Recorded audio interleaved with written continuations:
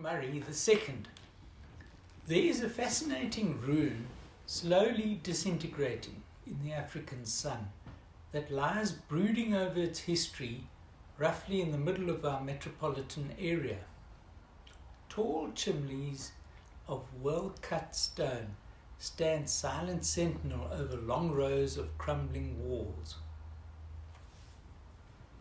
The enclosure measures not quite 187 by 157 or 126 feet, be that the barracks or stables side.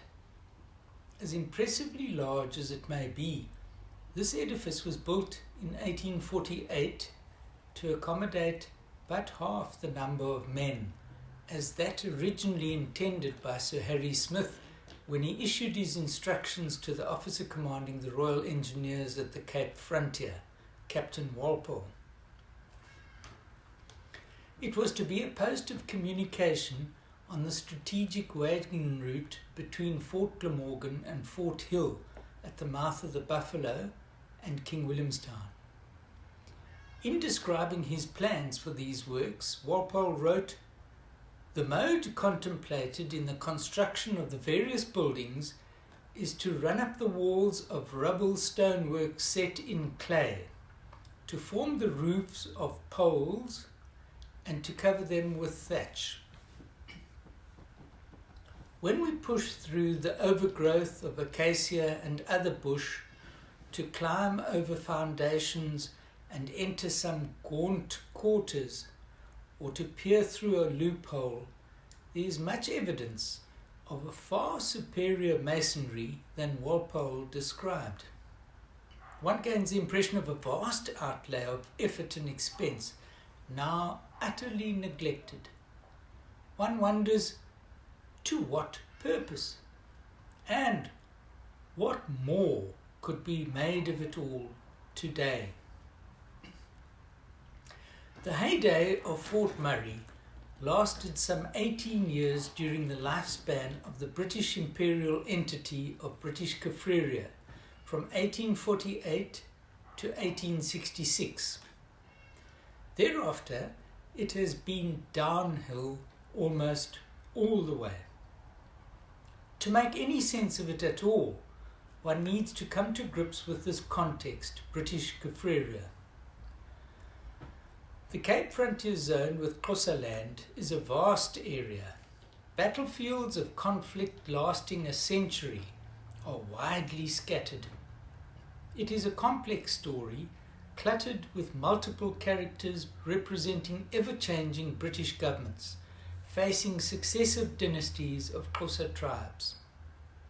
To maintain a clear understanding of the evolving conflict will always be challenging.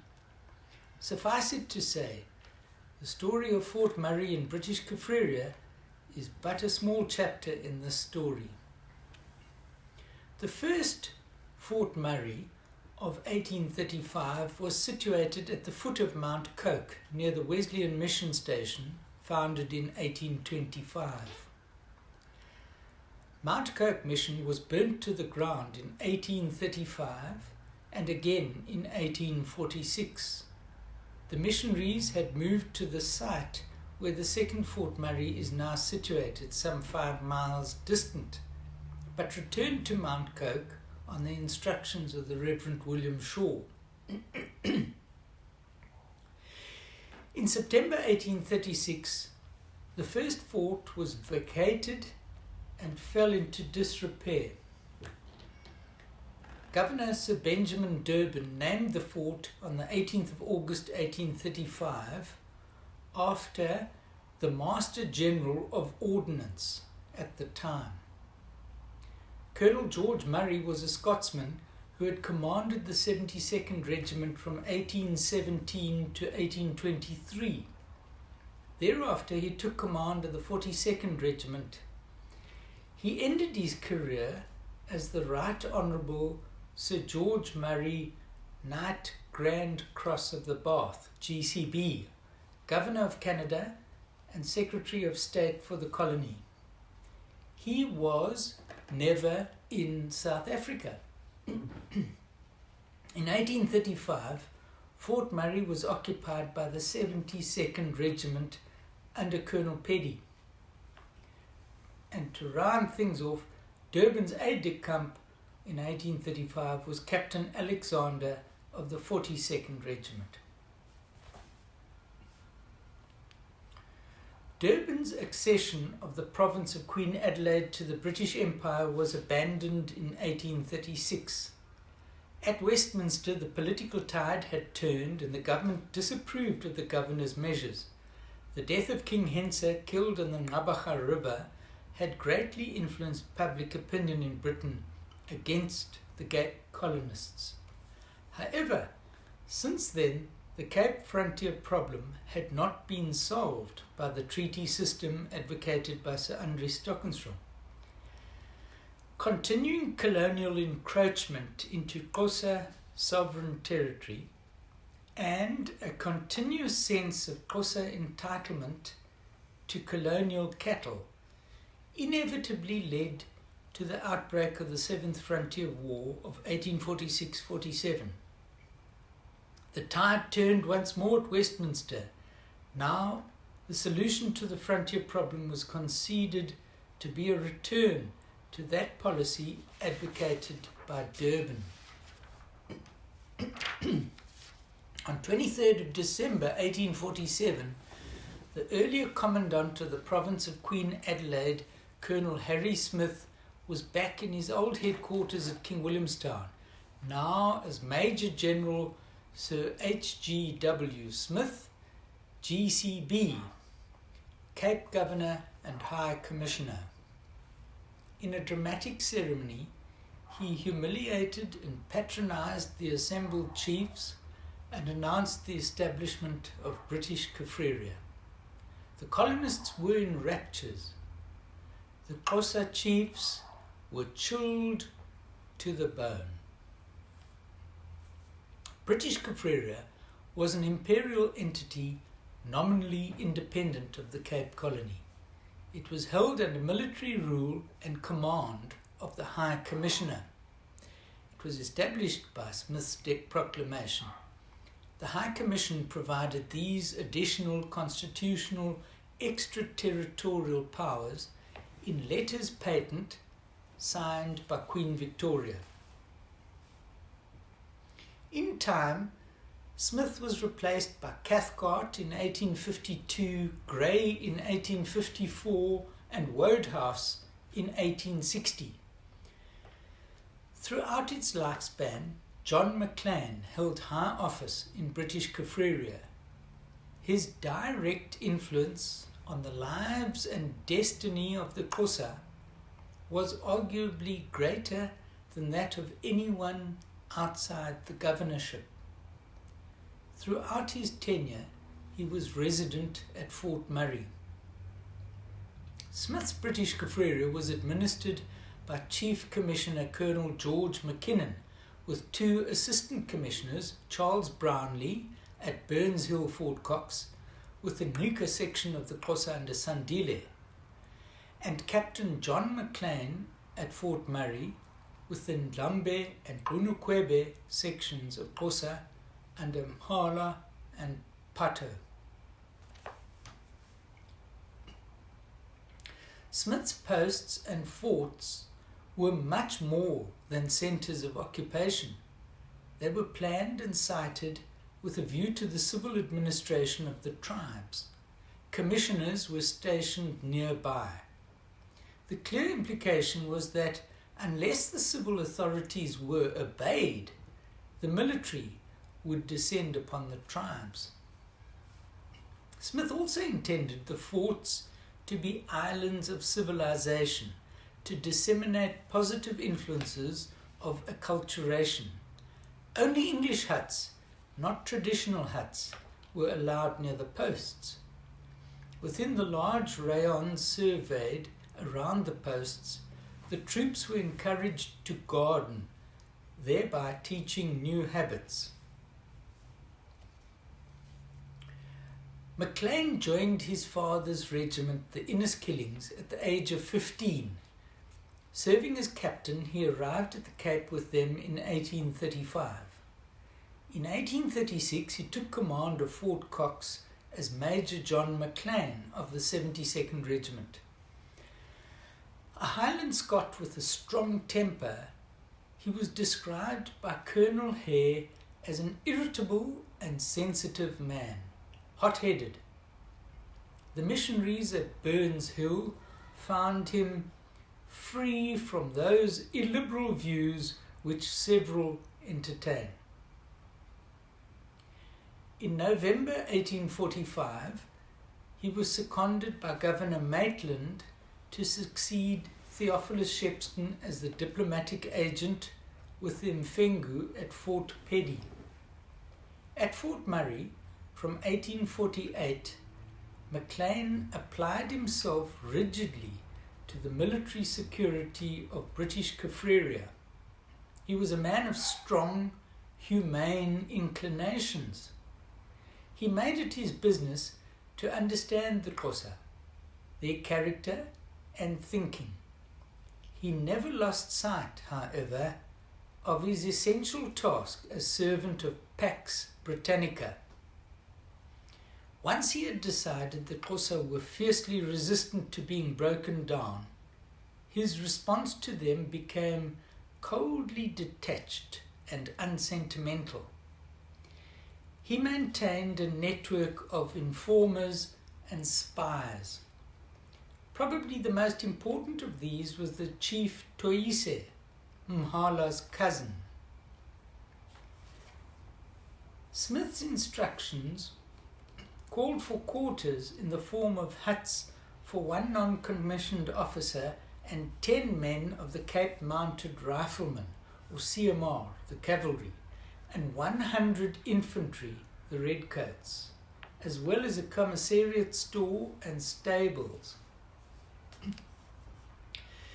The estimated cost was £758, but in the event, Fort Murray cost nothing, as the stone was obtained locally and the men did the construction themselves. There must have been a strong detachment of the Royal Engineers supervising this work, judging by the quality still evident today. One cannot fail to mention McLean's residence nearby cost £610. The post had a military rayon of 90 acres. It was a well-constructed post of stone buildings arranged in a square with the enclosure wall loopholed. It was very similar to the second Fort White. Among the first to occupy the fort were the Rifle Brigade, Smith's old regiment. We are also informed that immediately after its construction, the fort was occupied by the 2nd Division of the Kaffrarian Police under Superintendent Fielding.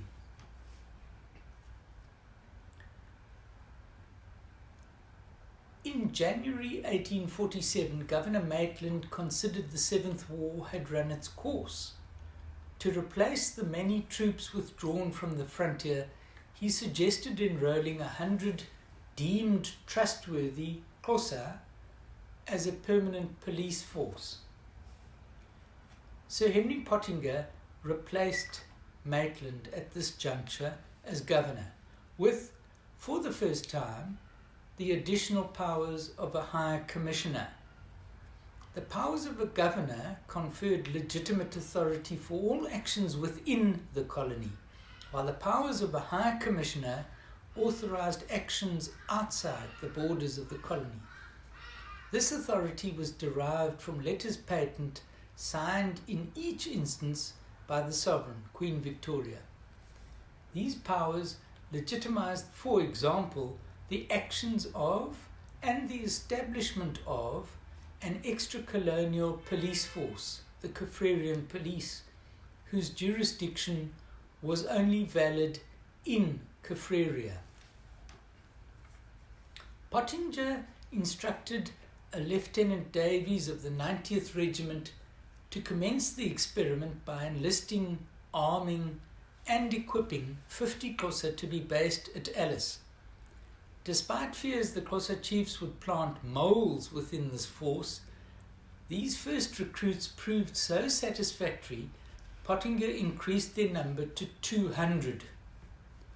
The complete success of this first division experiment induced Pottinger to later establish a further 200 Xhosa police under Captain C. Mostyn Owen with their headquarters at King Williamstown. Smith's policy in Kaffraria.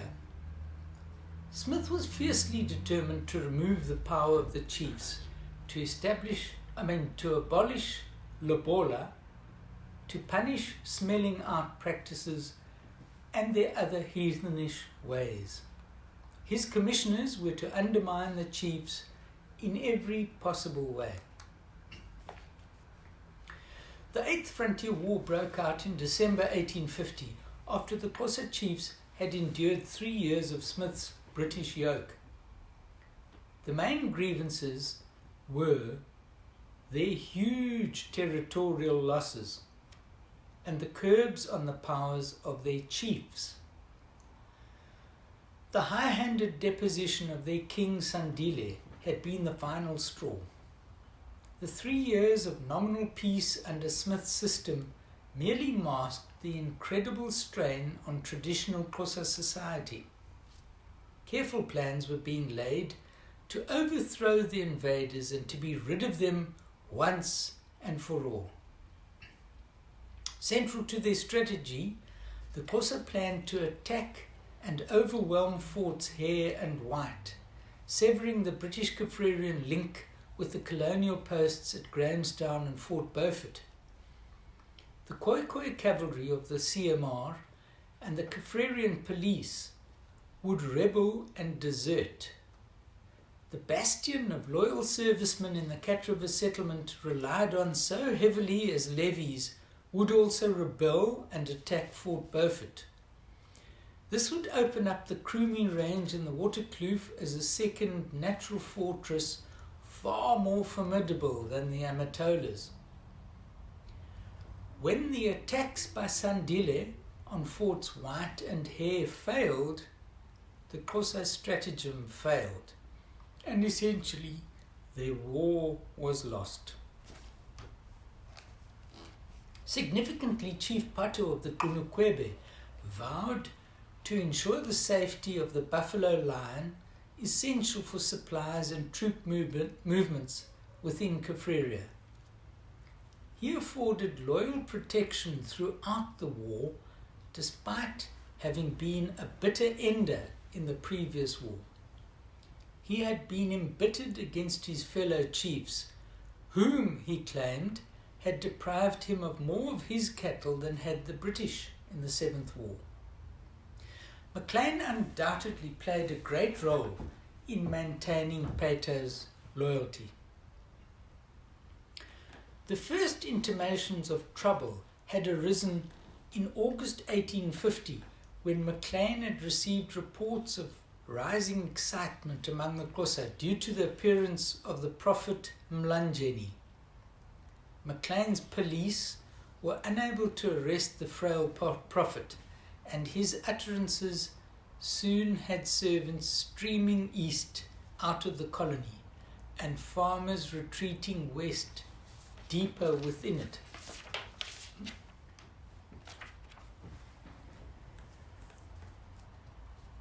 Smith's replacement, Sir George Cathcart, Knight Commander of the Bath, arrived in King Williamstown on the 10th of April 1852.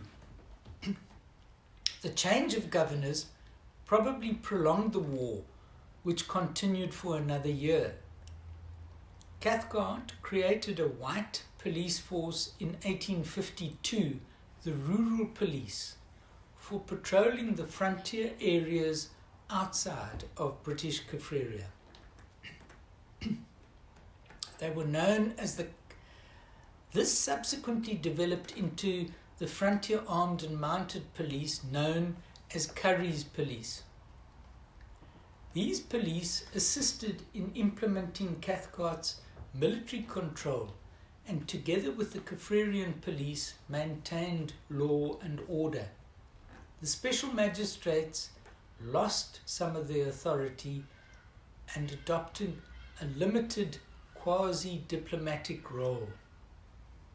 Fort Murray never came under attack. The only reference to military action is Burton's mention of troops from the fort helping to repulse an attack on Mount Coke. After the submission of many of the chiefs, the Khoikhoi rebels under Eithalda undertook several actions independent of the Xhosa chiefs. At midnight on the 2nd of June 1852, a band of rebels attacked a camp of leaders and drivers of some ox wagons at Mount Coke. Firing a volley into the group, 4 of the men were killed outright. They drove the cattle out of the mission kraals and cut loose the oxen attached to the wagons. In defending the property, 8 mission school Xhosa were killed and 11 wounded. 6 of the attackers were killed. 60 cattle were lost. Eithalda offered to capture the despised informer Chief Toise for Sandile. On the 22nd of May 1852, the rebel Khoikhoi were guided by 3 of Sandile's men to Toise's kraal. The chief was seized and publicly humiliated, accused of being Maclean's informer. But then the rebels had a change of heart and refused to hand him over to Sandile's men and allowed him to escape with a letter to Cathcart. Removed to safety, Toise recovered from a nervous collapse to resume his activities. Chief Siyolo, nephew of Umhala, was the only Ndlambe Xhosa chief to fight the British in the war. He had seized Lion Drift Post and closed the road between Grahamstown and Kaffraria. This great inconvenience and his fierce fighting had made him a major thorn in the British side. By October, the war was lost, but the Xhosa refused to surrender unconditionally as was demanded of them. At dawn of the 9th of October, Siyolo was seen approaching Fort Murray. Maclean went to meet him. Siyolo offered his gun in token of surrender and would have departed on the assumption that his war had ended. Maclean persuaded him to enter the fort to hear a document read. Siyolo consented. Once inside, he was seized. Maclean told him his life would be spared. He was sent to Grahamstown, swiftly court-martialed on a sentence of rebellion and sedition, and sentenced to be shot. This was commuted to life imprisonment, and he was sent to Robben Island. Cathcart proclaimed a peace settlement on the 2nd of March 1853. The chief's authority was to be respected, be they in exile or not. Sandile's deposition was reversed. The Nika, having been expelled from the Amatolas, this was made a crown reserve. They were settled in a location between the Amatolas and the Kai. McKinnon, who had departed in September, was now replaced by Lieutenant Colonel John Maclean as Chief Commissioner. Maclean was also made President of the Kaffrarian Board.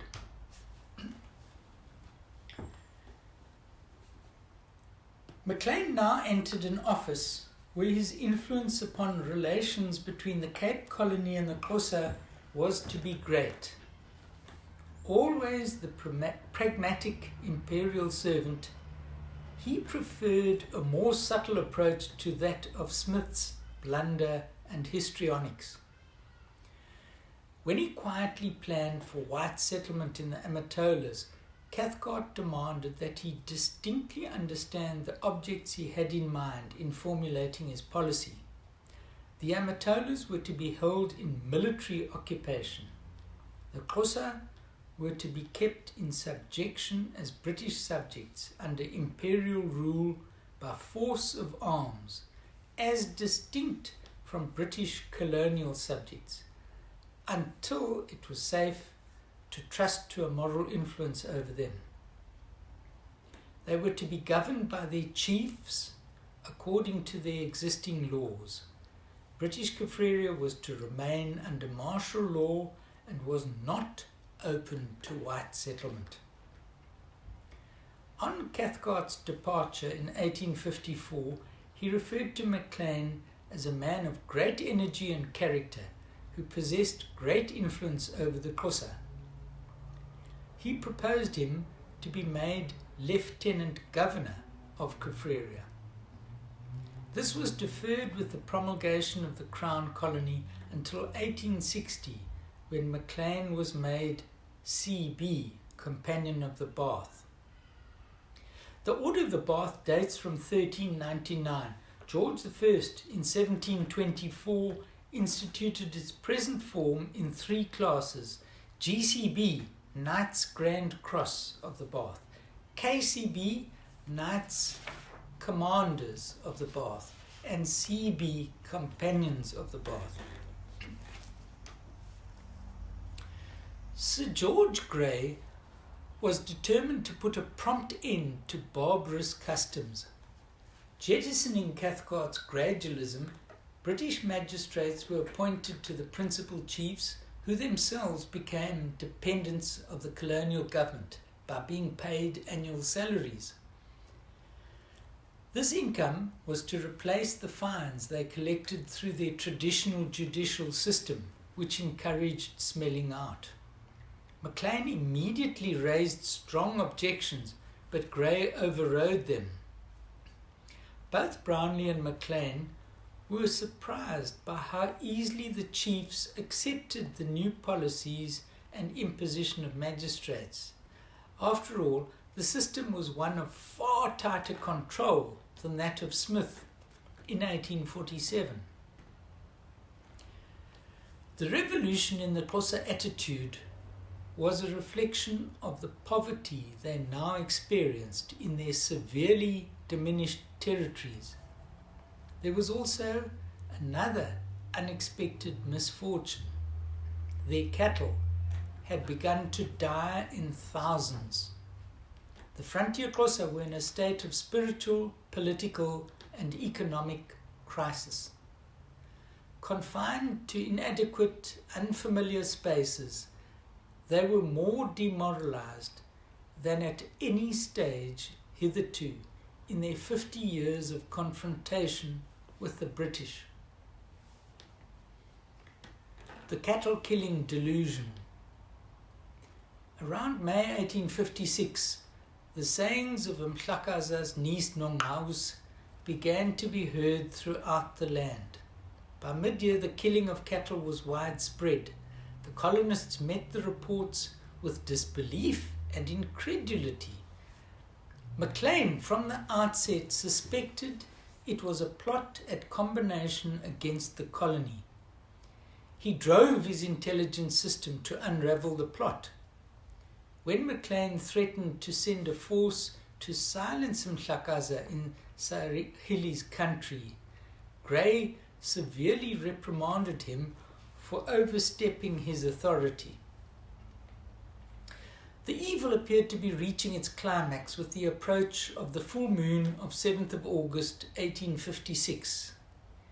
It was feared the Xhosa were planning for a rush into the colony. Colonists were packing up and trekking. There was a growing sense of crisis.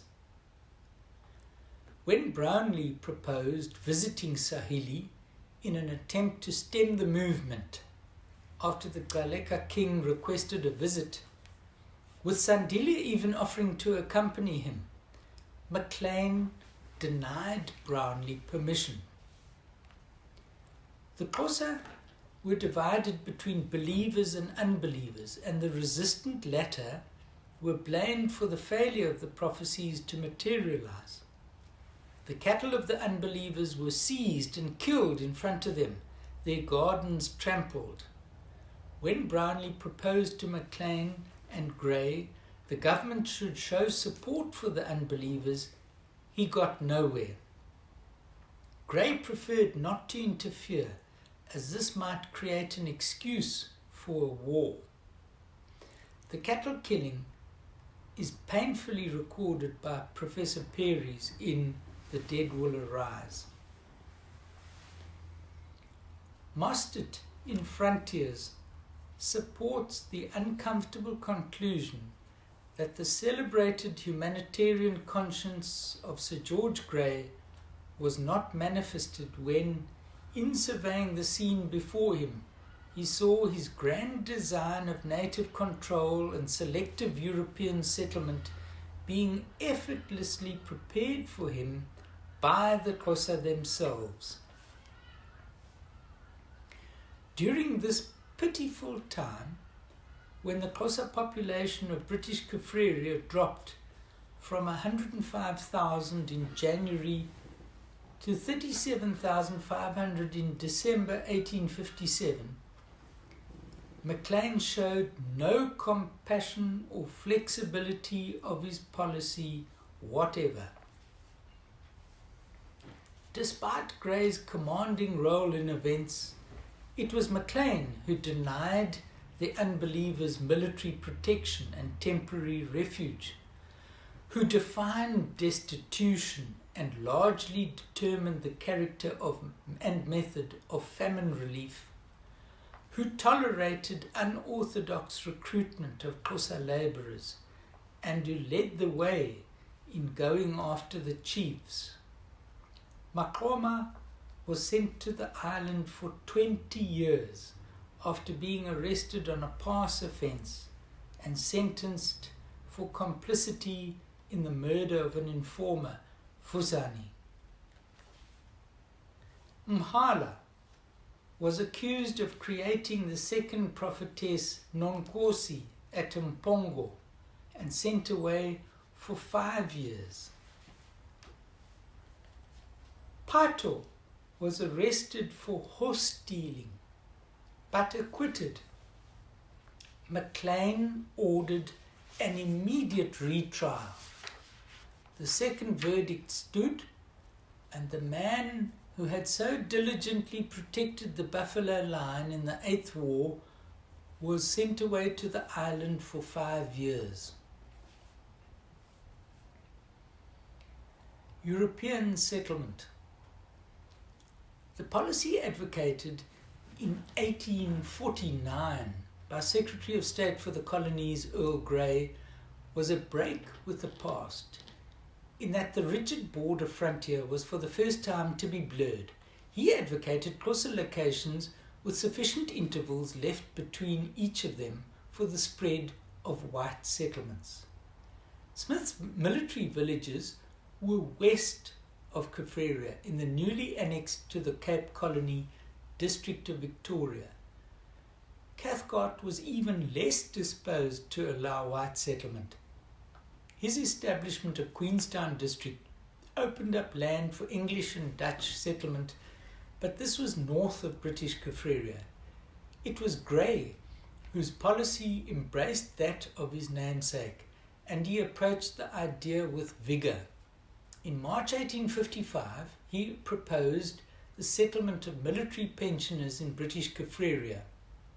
The conditions were unattractive and failed to receive sufficient applicants. In March 1857, the Secretary for War, Lord Panmure, proposed settling the disbanded British-German Legion in British Kaffraria.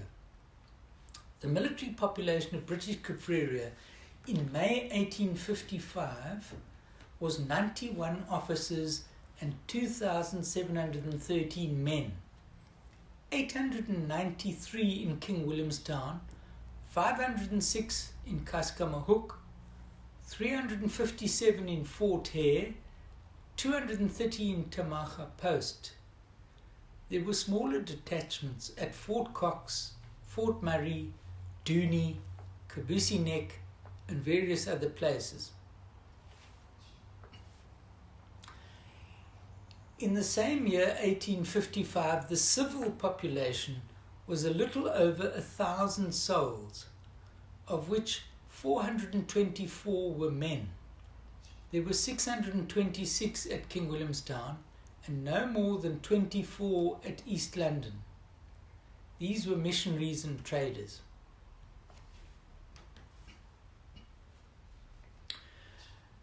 German military settlers, 2,362 men and 556 women, arrived in British Kaffraria in early 1857.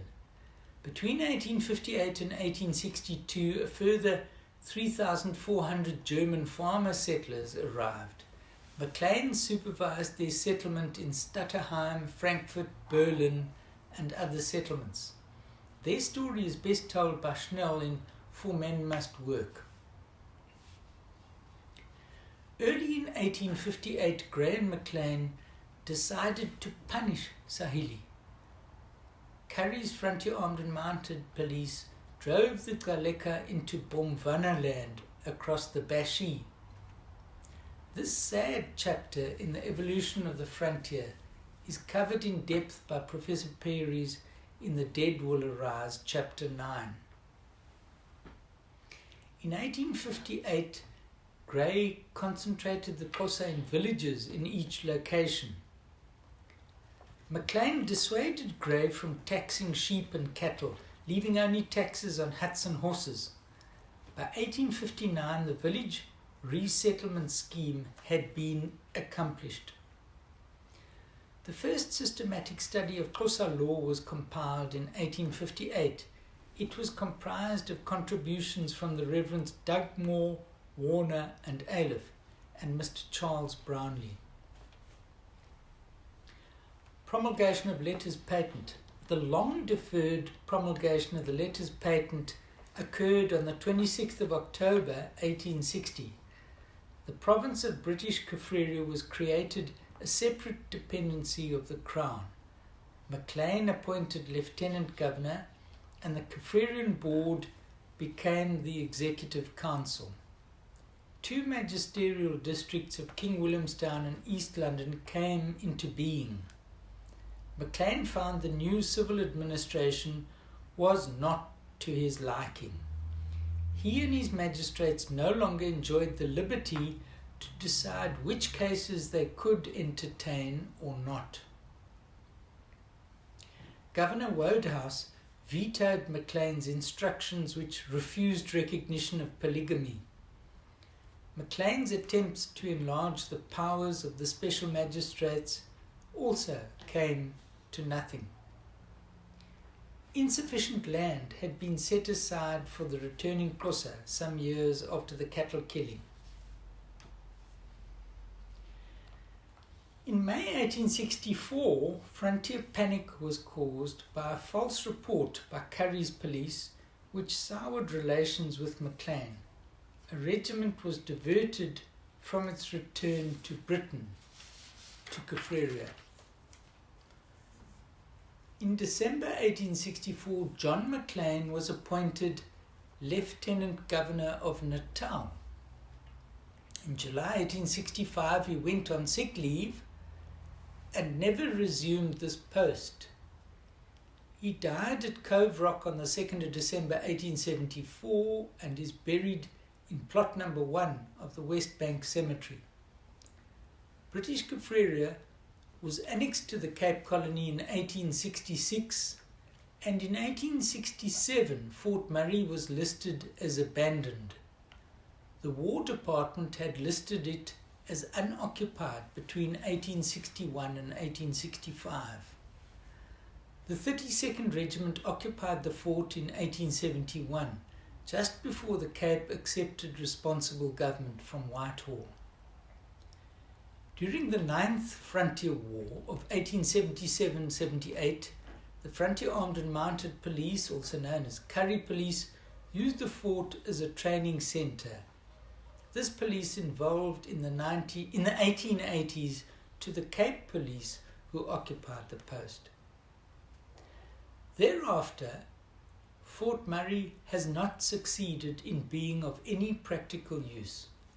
It was proposed to be used as a leper asylum in the 1890s and as a refugee or concentration camp during the Anglo-Boer War, neither of these suggestions being implemented. In order to stem increasing vandalism and removal of masonry, the post was fenced and notice boards were erected in 1909. In 1938, Fort Murray was declared a national monument, but no evidence of such status remains today. In the publication of national monuments produced in 1941, it is described as being in a very ruinous state. Shortly before Ciskei independence, the section nearest the main gate was restored in 1976-77. However, without being put into service as a functioning facility, beyond merely being an historical relic of great interest, it was a matter of time before Fort Murray has relapsed into ruin. There is nothing worth robbing and vandalizing today.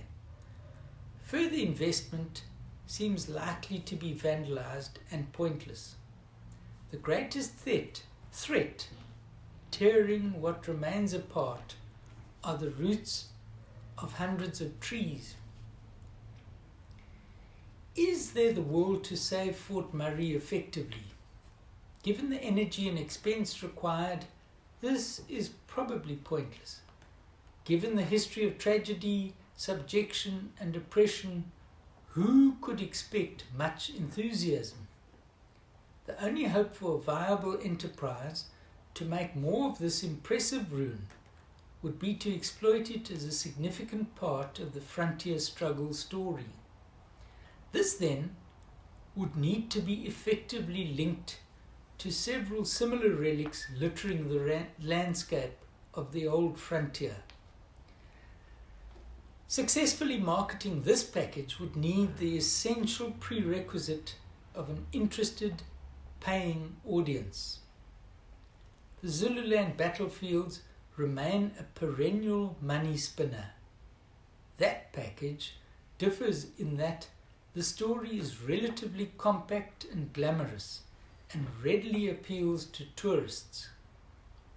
By contrast, the narrative of the Xhosaland battlefields is very short on heroes, valor and glamour. It is depressingly long-winded and sordid.